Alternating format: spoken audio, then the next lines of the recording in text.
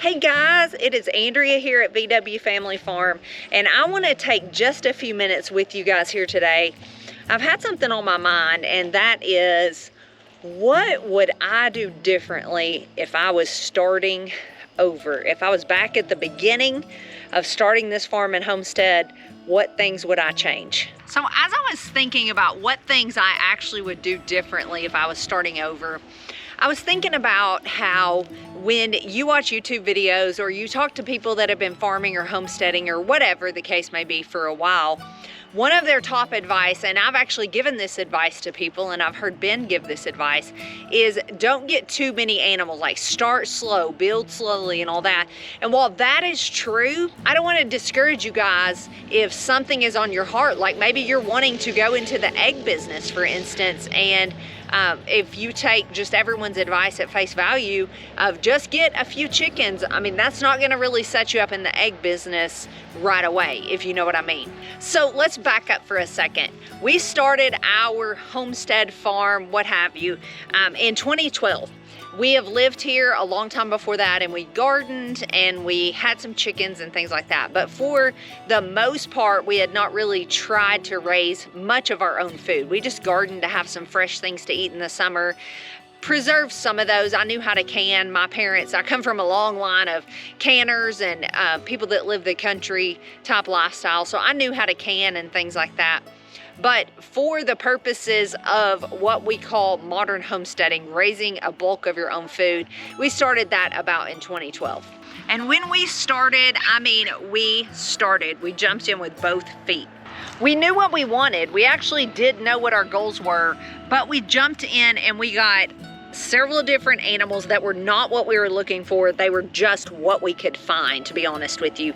We knew we wanted pigs. We knew we wanted to raise old spots. We'd already determined that before we ever began, but we could only get piglets. And so it was going to be a while before they were big enough to breed and have babies. And then those were going to be our butcher animals. We were going to have a breeding boar and breeding sows and all of that. So instead of waiting and being patient for what we really wanted, we settled for something else. And that is a hard lesson we learned. That's really my first point, is don't settle. So we wound up with a mean mama pig. We wound up with a pig we wound up butchering that was not fit to eat. Just a whole host of problems because we settled, because we did know what we wanted, but we didn't wait on that.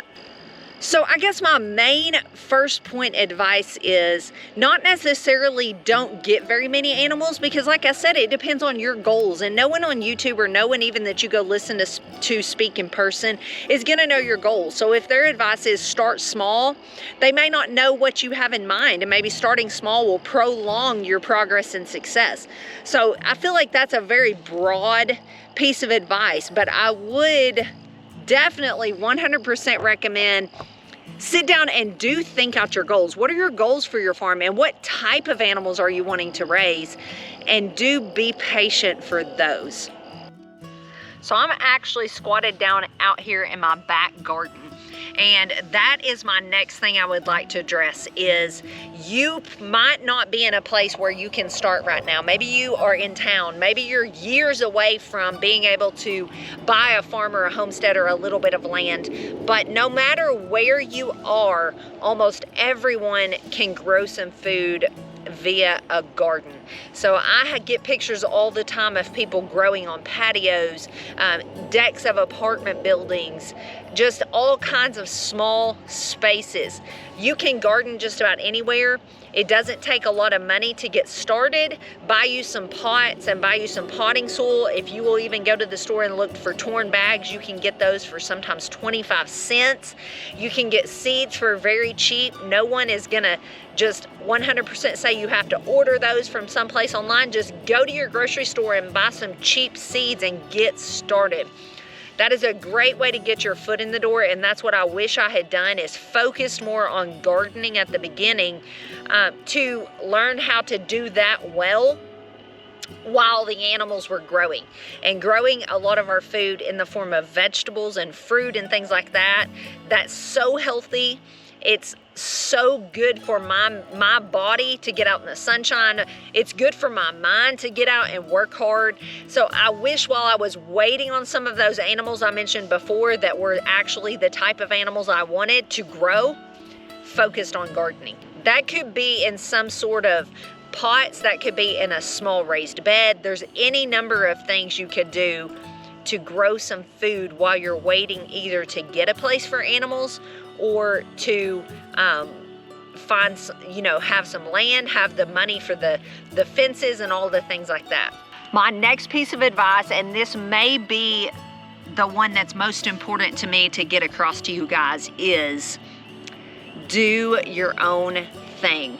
There's so many times I look back and either social media or YouTube or just other people around me, like in real life, were doing something or getting into like this or that, a certain type of animal, or growing certain types of things that if I'd have sat down and thought logically, I knew we weren't going to eat, or that I didn't want to make the commitment to do, to raise that animal or whatever the case may be.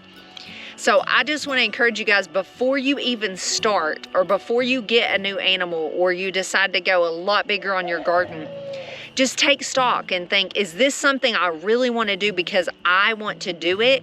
Or am I doing it because so-and-so that I've seen on YouTube or Instagram or down the street or whatever because they're doing it? If it's because someone else is doing it and it doesn't fit into like your way that your family eats, I don't know how else to say it because it's been true for me and for our family. You're really just wasting time and you're probably wasting money. So just take stock. Make sure that you're doing things because you desire to do those and it fits in with what your plan. And I keep mentioning having a plan. We have not planned everything on this farm. We've made so many mistakes. So many things did not pan out. So many lessons learned, and I wouldn't trade those. And you're gonna have those times too. It doesn't matter how well you plan. Animals are gonna get sick sometimes. Things are not gonna work out. You're not gonna like something that you thought you would love, and you're probably gonna love something you thought you wouldn't really like raising. So just be flexible, but I just am speaking mainly to myself because I tend to go into things like with my whole heart and I don't always think them through. I don't know if any of you guys are like that, and then I'm just here, there, and everywhere all over the place, and sometimes that works out and sometimes that doesn't. So I think if you're just starting out, you're gonna save yourself a lot of stress and headache to think through things a bit before you jump in. And on that note, the final thing I wanna say about that note is, right now there's a lot of uncertainty. In fact, I just did a pantry tour of things we're stocking up on and things like that. But I would encourage you guys, if you're new to this or you're just starting out or whatever the case may be, don't go start a homestead and go full-blown crazy starting everything this year from a place of panic, because you will work yourself into the ground, and really anything you do is going to get you more prepared. And so don't feel like you have to do everything all at once this year just because you're like, oh, it's so uncertain. I need this. I need my meat, my vegetables, my fruit. I need to grow grains. I need to milk a cow. I need to milk a goat. You will drive yourself crazy and probably just wear yourself out. And in all honesty, the way it's worked out for me, you probably won't do many of those things well because you'll just be trying to do too many things. So I want to tell you guys the final thing, but I do just want to mention this is not by any means a comprehensive list. If you ask someone else, what are the things you would do differently or that you would change or that you've learned since you started your farm or homestead, theirs are probably going to be completely different. But for me, I wish I would have learned a lot sooner not to care what anyone else thinks. If I feel like I am doing the right thing and I'm doing what my path is and what the Lord is leading me to do, not worry about what anyone else thinks, because you will never please everyone. You can try. Even if you are trying to please everyone, you won't be able to do it. People pleasers, you know what I'm talking about. Like, you can be trying and you're still going to be wearing yourself out trying to please everybody. So when I pulled my kids out of public school, which is kind of what started this journey for us, because it opened our eyes to just a whole world of different people, that are out there living the same way we are, I worried about what people thought, because not everyone is a fan of homeschooling. Not everyone was really understood what we were doing here with all these animals, and I'm sure we've been looked at kind of like the funny farm sometimes. But looking back, I would care a whole lot less about what everyone else thinks, and I would live the life that I feel like I've been called to. There is no way I would change one single day that we have spent doing this farm and homestead and homeschooling the kids. We have had so many wonderful years here with our kids. Some of it we were working, sweating, bleeding, crying, yelling, all the things. But some of the times we were laughing, we were hugging, we were saying I love you. We were having meals together that we raised. We completed a job that seemed impossible. Along with every hard time, there's at least 2 or 3 good times to go with it, and I wouldn't trade those years for anything. And so I just encourage you, if you're starting out and you've got kids, or even if it's just you and your spouse, or even if it's just you, enjoy every single day and don't worry a thing about what everyone else thinks about it. I hope that this helps you guys in some way. For me, it helps me to just look back and think about how far we've come. You can hear my turkey in the background. He's trying to greet you guys. But I'm gonna hop off here, and I thank you guys for spending a few minutes with me. I just encourage you, keep going. No matter where you're at, keep going.